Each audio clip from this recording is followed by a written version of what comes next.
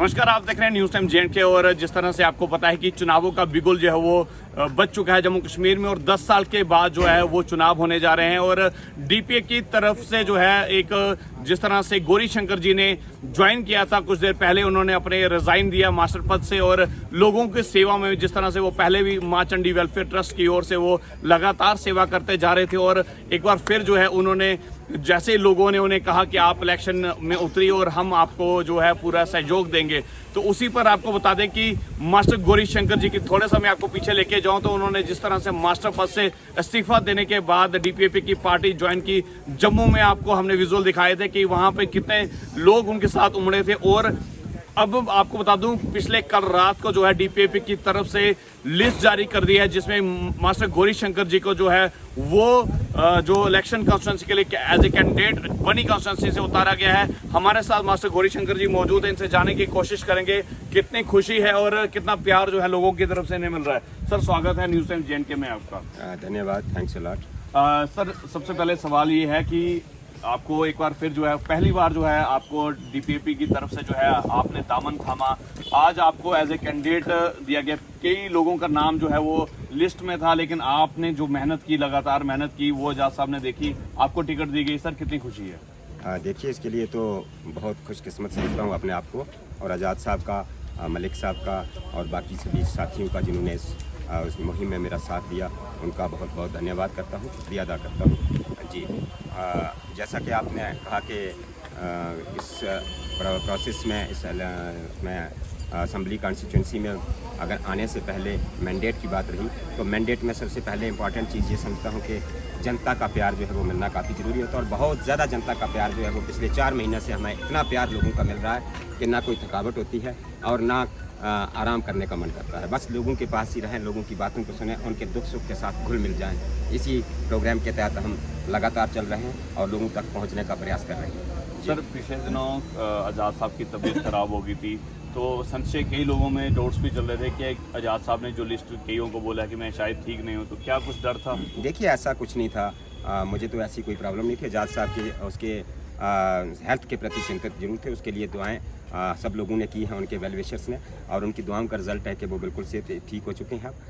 More over मुझे तो यही डायरेक्शन दी गई थी कि आप अपना काम कीजिए, और मैं अपना काम लगातार करता रहा हूँ। मैं ही नहीं बल्कि पूरे साथी, पूरी जनता जो है इस काम में डटी हुई है, और ये इस दिन का इंतज़ार कर रहे थे कि किस दिन ये मैंडेट जो है वो अनाउंस हो। लोगों ने इसको बाहरी सुबह से रात से, बल्कि ये मैं यूँ कहूँगा कि मुबारकबाद का एक लंबी चौड़ी फेस्ट जो है वो मेरे जश्न मना रहे हैं। और इस छोटे से इंटरवल में यहाँ आज जैसा कि बड़ा प्रोग्राम करना चाहते थे, बट हमारा प्रोग्राम भंडार का तय था, तो भंडार जाने की तैयारी कर रहे हैं। तो मैं आउट ऑफ स्टेशन था, बनी से बाहर था, तो अभी जस्ट पहुँचा हूँ, और यहाँ लोगों का प्यार आपने देखा है। इसके बाद हम भंडार की तरफ जा रहे हैं। बाकी इलेक्शन के मुद्दे जो हैं वो रोजाना डिस्कस किए जा रहे हैं। मुद्दों को डिस्कस करने से रैली कब है सर? हाँ, रैली है उसके बाद डेफिनेटली लोगों को आपके माध्यम से ये मैसेज देना चाहूँगा कि मेरा नॉमिनेशन जो है वो हम 11 तारीख को फाइल कर रहे हैं। सबसे गुजारिश है कि इसका पार्ट बने, इसका हिस्सा बने। हालांकि यात्राएं चल रही हैं, मणिमेश यात्रा चल रही है, और भी बहुत से टेम्पल्स में, काफ़ी मशहूर टेम्पल है हमारे दौला में, शिव टेम्पल है, बाकी दूसरे टेम्पल्स हैं, वहाँ भी यात्राएं जो हैं वो चल रही हैं। लेकिन उस पल का भी आप हिस्सा बने, ज़रूर टाइम निकालें। और जिनके पास अभी तक पहुँच नहीं पाए हैं, जिनको फ़ोन कॉल्स नहीं कर पा रहा हूँ व्यस्त होने के कारण, वो बराए करम ये न समझें कि मैं आपसे दूर हूँ। मैं आप लोग मेरे दिल में बसते हैं, और मैं आपको कभी भूलने वाला नहीं हूँ। आपके द्वार पे भी आने की जो है वो कोशिश कर रहा हूँ, और ज़रूर पहुँचूँगा। सर, सुनने में आ रहा है कि आज़ाद साहब भी जो हैं इस रैली में भाग ले, क्या है इसमें कुछ? देखिए, ये मैं 100% नहीं कह सकता कि वो 11 तारीख को यहाँ पहुँच पाएंगे या नहीं पहुँच पाएंगे। अलबत्ता यहाँ बनी में वो ज़रूर आएंगे। कब, जब भी आना होगा, डेट पहले से हम बता देंगे। अभी मैं नहीं बता सकता कि वो 11 को पहुंचेंगे या नहीं पहुंचेंगे। अलबत्ता पार्टी के लोग तो बाकी तो आएंगे ही, लेकिन आज़ाद साहब का कंफर्म अभी पक्का नहीं है कि 11 को आएंगे या बाद में आएंगे। आप डोर टू डोर कैंपेन कर रहे हो सर, आपने लोहरदगा का इलाका भी जिस तरह से तय किया, किन मुद्दों को लेकर सर आप वोट मांगते हैं? देखिए, ये मुद्दे तो जनता के पहले से मुझे बहुत सी चीज़ें चुभन होती थी, जैसे अनएम्प्लॉयड यूथ जब मुझे ऐसे चलता हुआ फिरता है और बिना एम्प्लॉयमेंट के सफ़र हो रहा है, वो परेशानी है।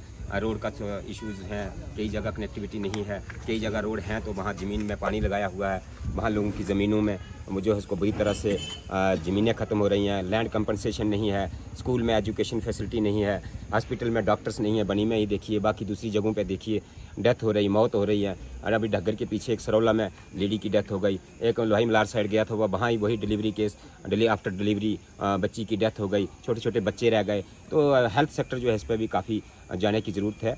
बाकी उस मल्हार की मैं बात करूँ, देखिए कटली से मल्हार कितने सालों से ये रोड जो है चल रही है, लेकिन अभी भी लोग पॉकेट से पेमेंट करके उस रोड को जो है वो क्लियर करवाते हैं। भाजपा कहती है हमने रोडों का जाल बिछा दिया। देखिए रोडों का जाल, ये मैं यूँ कहूँ कि जहाँ कहीं भी रोड पहुँचे हैं, कोई भी देश है आगे ही जाता है, पीछे कोई नहीं आता है।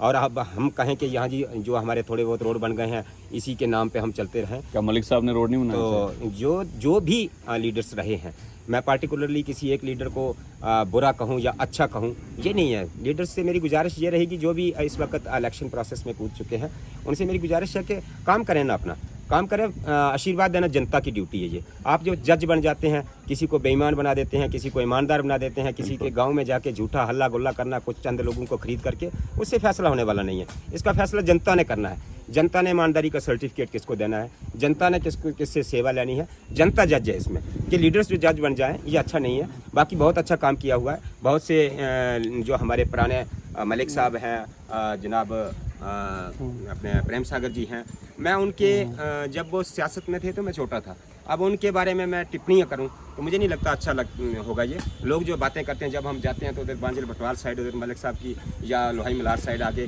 काफ़ी लोग जो काम किए हुए हैं वो बताते हैं, या प्रेम सागर जी के भी जो काम किए हुए हैं उनको बताते हैं। जिन्होंने काम किया होता है दिखता है और बताते हैं, लोग याद करते हैं, बताते हैं। एक आखिरी सवाल करूंगा, एक नए कैंडिडेट भी अभी उन्होंने इस्तीफा दिया है, वो भी मैदान में उतरे हैं। जी जी। क्या जात पात पे वोट लड़ा जाएगा? नहीं, देखिए नए कैंडिडेट जो भी आए उनका वेलकम। मैं वो इंसान हूँ, मैं चाहता हूँ कि लीडर्स जो है वो ज़्यादा से ज़्यादा होने चाहिए लोगों को काम करने के लिए। बट लीडर से एक ये विज़न लेकर के चले कि हमें एक होकर रहना है, सबको एक समाज में रहना है, बिना जात पात के, बिना किसी डिस्क्रिमिनेशन के एक दूसरे के साथ ट्रीट किया जाए। जिसके साथ भी इनजस्टिस हो मुझे अच्छा नहीं लगता है। मुझे लगता है कि इंसानियत फर्स्ट, इंसानियत को लेकर के हमने चलना है।